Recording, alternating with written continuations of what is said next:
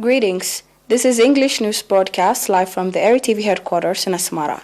It's 10:30 p.m. Saturday, the 18th of December. I'm the reporter Mira Johannes with your daily updates, and here's a rundown of the top stories for tonight's news segment. Announcement from the Ministry of Health.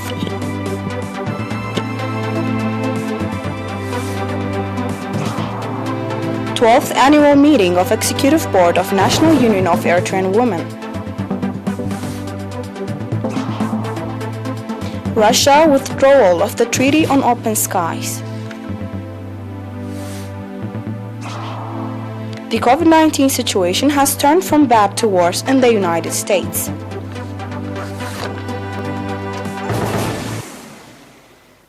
And now we proceed to the details for the domestic news.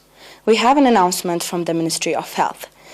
22 patients have been diagnosed positive for COVID-19 in tests carried out today at quarantine centers and testing stations in the southern, central, Gashbarka, and southern Red Sea regions. Out of these, 11 patients are from testing stations in Mandafara 4, the Kamhara 2, Maidima 1, Adayih 1, Araza 1, Sanafa 1, and Imni Haili 1, southern region. 8 patients are from quarantine centers 2 and testing stations 6 in Asmara, Central Region. 2 patients are from a testing station in Barantu, Gashbarka region. The last patient is from a testing station in Asab, Southern Red Sea region. On the other hand, 22 patients who have been receiving medical treatment in hospitals in the Central Region 13 and Southern Region 8 have fully recovered and have been discharged from these facilities. Sadly, a 64-year-old patient from the Central Region has passed away due to the pandemic. The total number of recovered patients has accordingly increased to 7,542, while the number of deaths has risen to 68.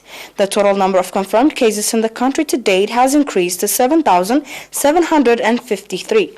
Ministry of Health, Asmara, December 18, 2021.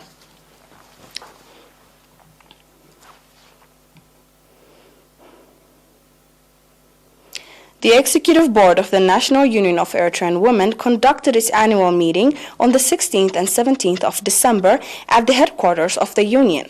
At the meeting, the Executive Board reviewed the activities conducted in 2020 and 2021 and discussed and adopted a new plan of action for 2022. Indicating that the annual Executive Board reviewed the activities of the Union that have been hampered due to the COVID-19 pandemic, Mr. Atasfa Mikael, President of the Union, said that the meeting is aimed at reviving the activities of the Union and to draw a plan of action for 2022, as well as to organize annual assessment meeting of the Central Committee of the Union. In its 12th annual meeting, the Executive Board of the National Union of Eritrean Women held extensive discussion on the effort exerted to develop economic capacity of women, effort to recruit new members, training programs organized to develop the capacity of women, as well as to develop the institutional capacity of the Union and other relevant issues. The meeting also reviewed the awareness-raising programs conducted to control harmful practices that are physically and psychologically affecting women, including underage marriages and FGM, as well as effort exerted to increase the participation of women in the national economic, political, and social activities. Commending the participation of the diaspora Eritrean women in supporting the activities of the Union, the Executive Board called for reinforced participation and contribution for a better outcome.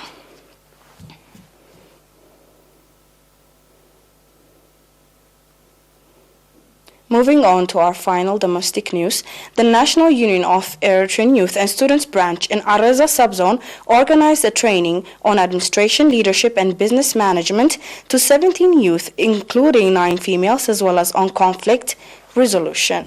Commending the interest of the trainees demonstrated during the training program, Mr. Asmaram Stefanos, head of the Union branch in the subzone, called on the trainees to apply the training they received in the effort to inculcate the noble social values on the youth.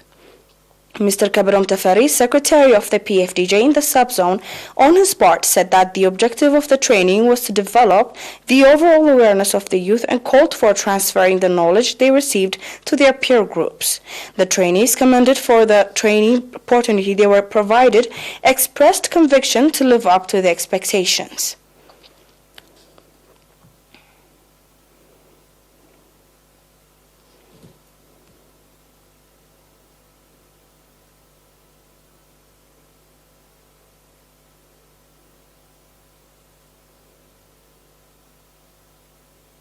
We will be back with the international news after this short break. Stay with us.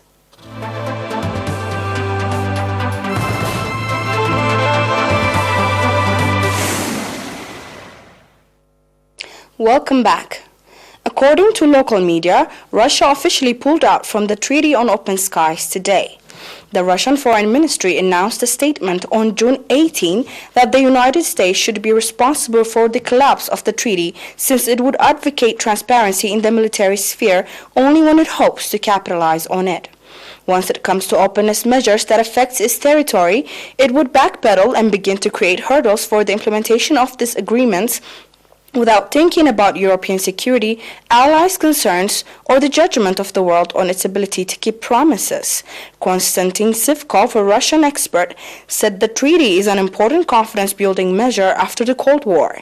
However, the United States' attempt to seek unilateral advantages has caused the risk of various countries in the military field. He also noted that the responsibility of the brokenness of the treaty lies entirely with the United States. The United States tried to provoke an arms race through its move in order to achieve the purpose of hindering Russia's social and economic developments. The COVID-19 situation has turned from bad to worse in the United States, with daily new cases averaging over 120,000 in the past week, while New York registered a record high of 21,027 cases on Friday alone.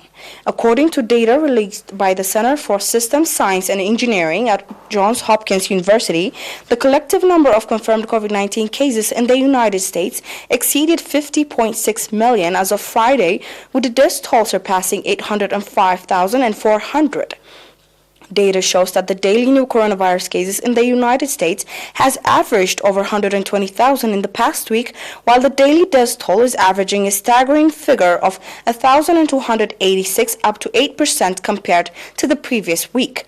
It is also worth noting that so far 39 U.S. states have reported cases triggered by the Omicron variant. U.S. Centers for Disease Control and Prevention Director Rochelle Walensky said Omicron is likely to become the dominant strain in the country in the future few weeks. In the meantime, data shows that the Omicron variant has already accounted for about 13.1% of the cases confirmed last week in New York and in New Jersey.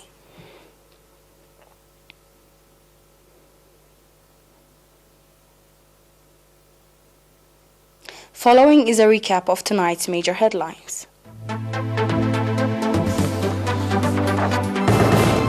Announcement from the Ministry of Health.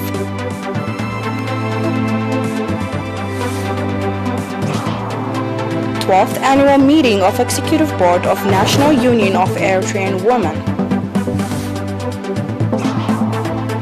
Russia's withdrawal of the Treaty on Open Skies.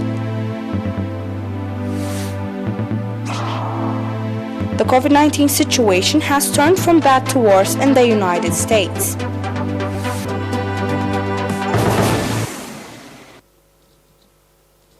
That's all from us for now. Thanks for watching. Have a good night.